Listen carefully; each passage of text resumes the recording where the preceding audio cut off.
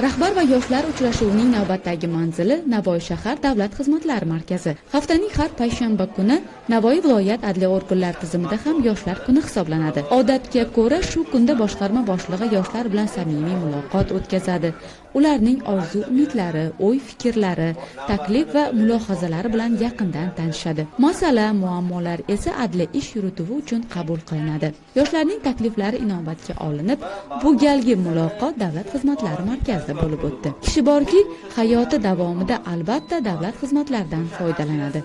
Zamonning talabi shu. Bir parcha hujjatsiz bir qadam tashlash yo'q.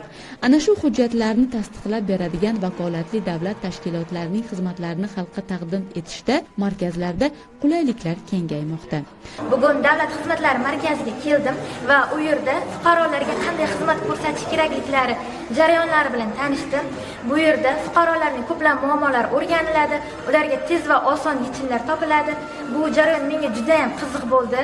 Men kelajakda pedagog bo'laman va albatta davlat xizmatlaridan foydalanaman va bu jarayonni hozirdan o'rganib boryapman. Bu menga juda ham foydali bo'ladi. Aytib o'tish joizki, bugungi kunda davlat xizmatlari markazlari tomonidan fuqarolarga 450 dan ortiq davlat xizmatlari ko'rsatilmoqda.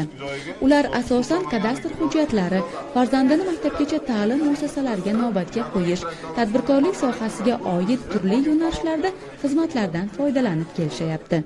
Uchrashuv davomida yoshlar mazkur xizmatlarni ko'rsatish amaliyoti bilan bosqichma-bosqich tanishdilar.